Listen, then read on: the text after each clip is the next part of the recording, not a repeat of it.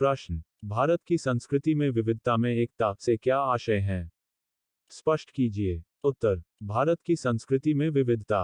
भारतीय संस्कृति में विभिन्न प्रकार के सांस्कृतिक तत्वों का एक अनुपम समन्वय देखने को मिलता है। ये विविधताएं भारतीय समाज व संस्कृति में चार चांद लगाती है। वास्तव में भारतीय संस्कृति में दूसरों के सांस्कृतिक तत्वों को आत्मसात करने और अपने अंदर उनको उपयुक्त स्थान प्रदान करने की अद्भुत शक्ति है। इसी सौंदर्य को देखकर ही अनेकों विदेशियों ने भारत में प्रवेश किया। इनकी संस्कृति एक दूसरे से काफी भिन्न होने के बावजूद भी भारत ने इनको ग्रहण किया और उसे अपने साथ मिला लिया। इसी प्रकार समय की मांग को देखते हुए भारत ने विभिन्न संस्कृतियों के विभिन्न तत्वों को आत्मसात करके अपनी संपन्नता को बढ़ाया। भारत ने ग्रहण किए जा सकने वाले सभी तत्वों को ग्रहण किया। इन विविधताओं को निम्न प्रकार प्रस्तुत किया जा सकता है। 1. भौगोलिक दशाओं की विविधताएं। भारत का क्षेत्रफल काफी बड़ा है, अतः यह भौगोलिक विविधताओं का पाया जाना स्वाभाविक है। भारत में यदि एक ओर बर्फ से ढकी हिमालय पर्वत की चोटियां हैं तो दूसरी ओर उपजाऊ मैदान भी है। भारत में यदि एक और राजस्थान का शुष्क मरुस्थल है तो दूसरी ओर सिंधु गंगा का वह मैदान है जहां मानव जीवन के असंख्य दीप नित्य जल बुझ रहे हैं। यहाँ यदि एक और गंगा जी विद्यमान है से दूसरी ओर दक्षिण की कुछ ऐसी नदियां भी हैं जिन्हें केवल वर्षा से ही जल प्राप्त होता है। यहाँ पर न केवल पहाड़ों व नदियों में विविधताएं पाई जाती हैं बल्कि यहाँ विभिन्न प्रकार की मिट्टी भी पाई जाती है, जैसे काली मिट्टी, दोमट मिट्टी एवं कहारी मिट्टी आदि। 2. जलवायु की विविधताएं। भारत की जलवायु में भी विविधताएं पाई जाती है। यहाँ उष्ण, शीतोष्ण और शीत तीनों प्रकार की जलवायु पाई जाती है। यहाँ के यदि एक स्थान पर शरीर कपकपाने वाली सर्दी पड़ती है तो दूसरे स्थान पर भीषण गर्मी भी पड़ती है। कोंकण व करोमंडल तट पर नमी व गर्मी दोनों है। यहाँ यदि एक ओर दक्षिण के शुष्क पथरीले इलाकों की सूखी जलवायु है तो दूसरी ओर बंगाल की मालाबार की आर्द्र जलवायु और मालवा की शीतोष्ण जलवायु भी है। यहाँ एक ओर असम, बंगाल व चेरापूंजी में अधिक वर्षा होती है, वहीं दूसरी ओर राजस्थान व पंजाब के दक्षिणी भाग में बहुत कम वर्षा होती है। 3. प्रजातीय भिन्नताएं। भारत देश में अनेक प्रजातियां निवास करती है। यहाँ पर नाटे कद वाले नीग्रिटी प्रजाति के लोग और लंबे कद वाले नीडिक प्रजाति के लोग रहते हैं। यहाँ पर मंगल एवं प्रोटोआस्ट्रोलॉयड प्रजाति के लोग भी रहते हैं, जहाँ एक और चौड़े सिर वाले आलियान प्रजाति के सदस्य भी रहते हैं। इस प्रकार यहाँ विभिन्न प्रजातियां निवास करती है। 4. भाषा की भिन्नताएं। हमारे देश में 1662 मातृभाषाएं प्रचलित हैं जिन्हें 826 भाषाओं के अंतर्गत लाया जा सकता है। इनमें 103 भाषाएं ऐसी है जो भारतीय नहीं है। हिंदी भाषा को बोलने वालों की संख्या सर्वाधिक है, जो कि सबसे अधिक उत्तर प्रदेश में निवास करते हैं। इसके बाद क्रमशः तेलुगु व बंगला भाषाओं का स्थान है। इसके अतिरिक्त यहाँ निम्न भाषा प्रचलित है: गुजराती, मराठी, तमिल, उर्दू, कन्नड़, मलयालम, बिहारी, राजस्थानी, असमिया, पंजाबी, मीली, संथाली, उड़ीसा, कश्मीरी, सिंधी तथा गंडी आदि। यहाँ संस्कृत भाषा बोलने वालों की संख्या काफी कम है। भाषाओं को 4 अलग अलग भाषा परिवारों से संबद्ध किया जा सकता है, जो कि निम्नलिखित हैं: आर्यन, आगियन, डाविडपन एवं चीनी तिब्बती। 5. धर्म की विविधताएं। हमारे देश में धर्म में भी विविधताएं पाई जाती है। यहाँ पर अनेकों धर्म पाए जाते हैं: हिंदू धर्म, जैन धर्म, बौद्ध धर्म, सिख धर्म, ईसाई धर्म एवं इस्लाम धर्म आदि। यहाँ पर केवल हिंदू धर्म के विविध संप्रदाय व मत संपूर्ण देश में फैले हुए हैं, जैसे वैदिक धर्म, सनातन धर्म, पौराणिक धर्म, शैव धर्म, शाक्य धर्म, वैष्णव धर्म, राजा वल्लभ संप्रदाय, आर्य सभाली, ब्रह्मसमाजी एवं नानकपंथी आदि।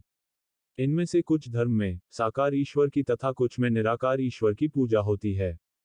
किसी में भक्ति मार्ग की प्रधानता है तो किसी में ज्ञान मार्ग की, तथा कोई अहिंसा का पुजारी है तो कोई बलि और कोई यज्ञ पर बल देता है। भारतीय संस्कृति की विविधताओं में मौलिक अखंड एकता। भारत की उपरोक्त विविधताओं का अध्ययन करने के पश्चात निष्कर्ष रूप में यह कहा जा सकता है कि भारत विविधताओं का विशाल देश है।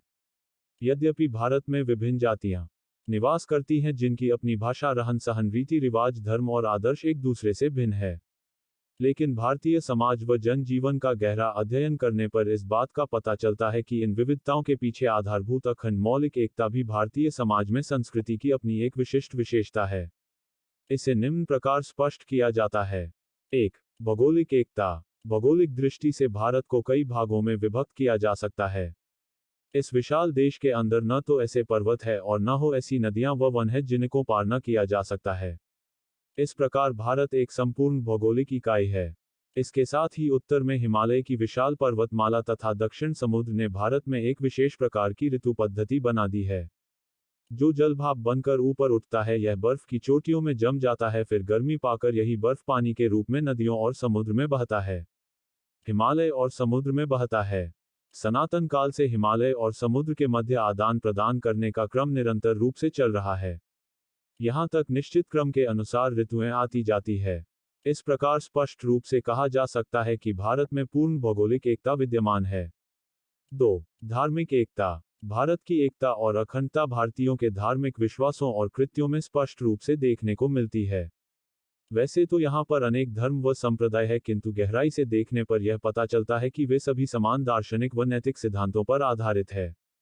भारत की 7 पवित्र नदियां एवं पर्वत भारत के विभिन्न भागों में स्थित है, जिनके प्रति देश के प्रत्येक भाग के निवासी समान रूप से श्रद्धा व आदर भाव रखते हैं। इतना ही नहीं, रामकृष्ण, हनुमान, शिव एवं मां दुर्गा का गुणगान संपूर्ण भारत में किया जाता है। इसी प्रकार चारों दिशाओं के 4 धाम, उत्तर में बद्रीनाथ, दक्षिण में रामेश्वर, पूर्व में जगन्नाथपुरी और पश्चिम में द्वारिका भारत में धार्मिक एकता और अखंडता के प्रमाण है। इसी प्रकार गाय को सभी हिंदू पवित्र मानकर पूजते हैं। इस प्रकार भारतीयों के समक्ष भारत की एकता एवं अखंडता की कल्पना सदैव मूर्तिमान रही है। 3. सांस्कृतिक एकता। भारत में प्राचीन काल से ही सांस्कृतिक एकता विद्यमान रही है। विभिन्न जातियों व धर्मावलंबियों के होने के बावजूद उनकी संस्कृति भारतीय संस्कृति का एक अंग बनकर रह गई है। संपूर्ण भारत में सामाजिक और सांस्कृतिक जीवन का मौलिक आधार एक सा है। इस संबंध में प्रोफेसर हुमायूं कबीर ने लिखा है कि भारतीय संस्कृति की कहानी एकता और समाधानों का समन्वय है तथा प्राचीन परंपराओं और नवीन मानों के पूर्ण संयोग के उन्नति की कहानी है। यह प्राचीन काल में रही है और जब तक यह विश्व रहेगा तब तक सदैव रहेगी। दूसरी संस्कृतियां नष्ट हो गई पर भारतीय संस्कृति व इसकी एकता अमर है। 4. सामाजिक एकता। भारत के विभिन्न भागों में सामाजिक जीवन में भी संतुलन पाया जाता है। सभी स्थानों पर संयुक्त प्रथा का प्रचलन है। जाति प्रथा ने किसी न किसी रूप में भारत के सभी निवासियों को प्रभावित किया है। संपूर्ण भारत के लगभग सभी स्थानों में दीपावली, होली, रक्षाबंधन व दशहरा आदि त्योहारों को बड़ी धूमधाम से मनाया जाता है। इसी प्रकार संपूर्ण देश में जन्म मरण के संस्कारों व विधियों, विवाह प्रणालियों, शिष्टाचार, मेलों, उत्सवों, सामाजिक रूढ़ियों एवं परंपराओं में भी पर्याप्त समानता देखने को मिलती है। 5. राजनीतिक एकता। भारत में राजनीतिक दृष्टि से भी सदैव एकता रही है। यद्यपि भारत में अनेकों राज्य विद्यमान रहे हैं, किंतु भारत के सभी महान सम्राटों का उद्देश्य संपूर्ण भारत पर एक अक्षत्र साम्राज्य स्थापित करता रहा है, जिसके लिए विभिन्न प्रकार के यज्ञ किए जाते रहे हैं। प्राचीन ग्रंथों में इस प्रकार के अनेक राजाओं की गाथाओं का वर्णन है कि उन्होंने पूर्व से पश्चिम तक तथा उत्तर से दक्षिण तक भारत में अपना साम्राज्य स्थापित किया और यह व्यक्त किया कि भारत का विस्तृत भूखंड राजनीतिक दृष्टि से वास्तव में एक है। 6. भाषा की एकता। भारत में विभिन्न प्रकार की भाषाएं प्रचलित अवश्य हैं, किंतु वे सभी एक ही सांचे में ढी हुई है। सभी भाषाओं पर संस्कृत भाषा का प्रभाव देखने को मिलता है तथा अधिकांश भाषाओं की वर्णमाला एक है। फलस्वरूप भारत की प्रायः सभी भाषाएं बहुतायत समान बन गई है। श्रीलुनिया ने लिखा है कि ईसा से पूर्व 3वीं शताब्दी में इस विशाल देश की एक ही राष्ट्रभाषा प्राकृत भाषा थी, जो महामान्य सम्राट अशोक का संदेश उसकी प्रजा के निम्नस्थ श्रेणी के व्यक्ति द्वार तक ले जाने में भी समर्थ हुई। कुछ शताब्दियों के पश्चात संस्कृत नामक एक अन्य भाषा ने इस महाद्वीप के एक कोने में अपना स्थान बना लिया। इसी के द्वारा समस्त धर्मों का प्रचार हुआ। संस्कृत में ग्रंथ आज भी रुचिपूर्ण संपूर्ण भारत में पढ़ी जाती है। संपूर्ण देश के समाज को एक सूत्र में पिरोने का कार्य पहले प्राकृत व संस्कृत भाषा में, फिर अंग्रेजी और बाद में हिंदी द्वारा किया जा रहा है।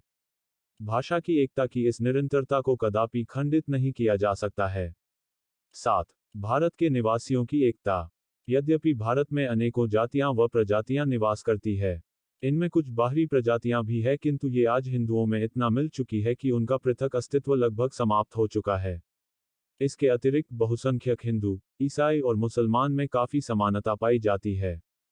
स्वतंत्रता प्राप्ति के पश्चात भारत के निवासियों की एकता में और भी अधिक वृद्धि हुई, क्योंकि वे सभी आज धर्मनिरपेक्ष भारत संघ के नागरिक हैं और उन्हें सभी क्षेत्रों में समान अधिकार प्राप्त है। 8. कला की एकता। भारतीय जीवन में कला की एकता भी उल्लेखनीय विषय है। चित्रकला, मूर्तिकला, नृत्य एवं संगीत आदि के क्षेत्रों में हमें काफी समानता देखने को मिलती है। इन सभी क्षेत्रों में देश की विभिन्न कलाओं का एक अपूर्ण मिलन हुआ। इस मिलन का आभास देश के विभिन्न भागों में बने मंदिर, मस्जिद, गुरुद्वारों एवं गिरिजाघरों में होता है। संपूर्ण भारतवर्ष में पाश्चात्य धर्म का भी विस्तार है। इसी प्रकार भारतनाट्यम, कथक एवं मणिपुरी आदि नृत्यों से भारत के सभी भागों में लोग परिचित है। इस प्रकार यह स्पष्ट रूप से कहा जा सकता है कि कला के क्षेत्र में भी भारत में अखंड एकता है।